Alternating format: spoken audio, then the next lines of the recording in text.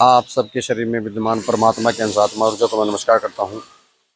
देखिए, जब तक हमें गहरी नींद नहीं आएगी तो हमारा ब्रेन रीसेट नहीं होगा।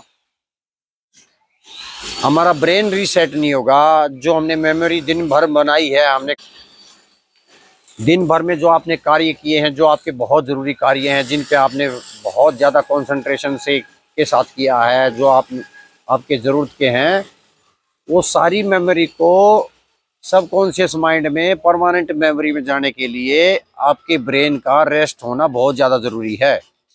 क्योंकि वो सबकॉन्शियस माइंड में तभी जाएगी जब आपकी स्लीपिंग गहरी होगी, अच्छी होगी।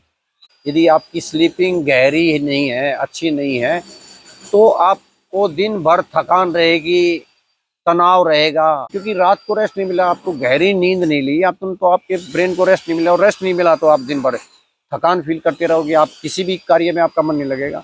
तो उसके लिए प्राणायाम बहुत ज़्यादा ज़रूरी है। जब आप प्राणायाम करोगे तो उसके आपका ग्लैंड सिस्टम पूरा प्रॉपर फंक्शनिंग होगी, और ग्लैंड सिस्टम की प्रॉपर फंक्शनिंग होगी। हमारी जो पीनियल ग्लैंड है, उससे रात को मेलाटोनिन का स्राव अच्छा होगा, तो आपको गहरी नींद आएगी। क्योंकि जब तक आपको चिंता तनाव रहेगा, तब तक आपको गहरी नींद नहीं आएगी। तो इसलिए गहरी नींद लेने के लिए, चिंता मुक्त जीवन के लिए प्राणायाम का बहुत ज़रूरी है।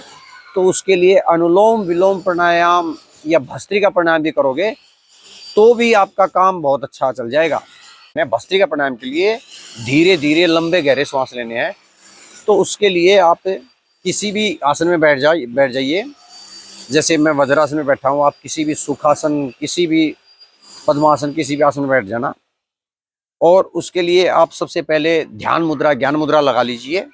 तो ध्यान मुद्रा, ज्ञान मुद्रा के लिए आप पहली उंगली को अंगूठे की टिप से ऐसे मिला दोगे तो ये ज्ञान मुद्रा, ध्यान मुद्रा होती है।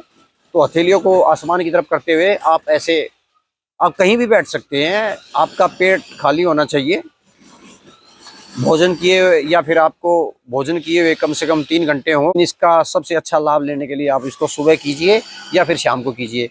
आप दिन में भी कर सकते हो, खाना लंच करने से पहले, आप दोपहर का भोजन करने से पहले भी इसको कर सकते हो। तब भी आपको बहुत अच्छा लाभ मिलेगा। इसको आपकी चिंता तनाव दूर होंगे। तो उसके लिए आप धीरे लंबे गहरे श्वास लीजिए नासिका से। और जब आप श्वास ले रहे हो तो फेफड़े को आप नीचे की तरफ फैलाओ। और जब फेफड़ा नीचे की तरफ फैलेगा, ऊपर की तरफ और नीचे की तरफ दोनों तरफ फैलेगा, तो फेफड़ा जब नीचे की तरफ भी फैलेगा तो ऐसा लगेगा कि जैसे आपका पेट बाहर की तरफ आ रहा है। और फिर इसको जितना हो सके आप अंदर रोको, फिर धीरे धीरे इसको छोड़ दो। जब हम नॉर्मल ब्रीदिंग करते हैं तो हम एक श्वास में 400-500 ml श्वास लेते हैं। लेकिन जब आप डीप ब्रीदिंग करोगे, जब धीरे लंबी गहरी श्वास लोगे और फेफड़े को नीचे की तरफ फैलाओगे, तो आप 4-5 हजार ml श्वास लोगे। तो जब आप भस्त्रिका प्राणायाम इस विधि से करोगे तो आपको बहुत ज़्यादा ऑक्सीजन मिलेगी। जब आपको ऑक्सीजन ज़्यादा मिलेगी तो आपको ऑक्सीजनेटेड ब्लड सप्लाई होगी। और जब ऑक्सीजनेटेड ब्लड सप्लाई होगी तो आपका शरीर ऊर्जावान रहेगा, चिंता तनाव मुक्त हो जाएगा। क्योंकि चिंता तनाव आपको प्रॉपर ऊर्जा ना मिलने की वजह से, और आपके मन में और विचारों में ठहराव ना होने की वजह से आपको चिंता तनाव होते हैं। तो उसके लिए आप भस्त्रिका प्राणायाम बहुत अच्छा है, आप भस्त्रिका प्राणायाम कीजिए। अनुलोम विलोम के लिए आप बाएं हाथ की पहली उंगली और अंगूठे को ऐसे मिला लीजिए। ये ध्यान मुद्रा, ज्ञान मुद्रा होगी। और हथेली को आसमान की तरफ करके, और इस हाथ की, दाईं हाथ की पहली 2 उंगलियों को मोड़ के और अंगूठे से और 2 उंगलियों से ऐसे नाक पे रख लीजिएगा। और जो भी आपका नोज, आपकी नासिका ज्यादा श्वास ले रही हो, उससे पहले लीजिए। धीरे लंबे गहरे श्वास लीजिए और फिर दाई नासिका से छोड़ दीजिए। फिर दाई नासिका से लीजिए,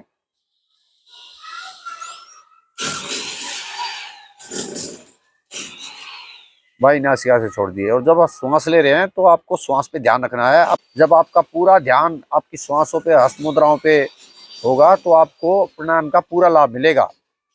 धीरे लंबे गहरे श्वास लेना है।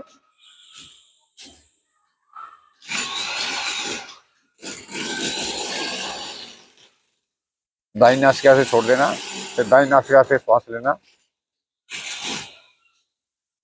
और आपका पूरा ध्यान श्वासों पे और हस्त मुद्राओं पे होना चाहिए। आपको पूरा लाभ मिलेगा प्राणायाम का। और बाएं नासिका से छोड़ देना है रेचक।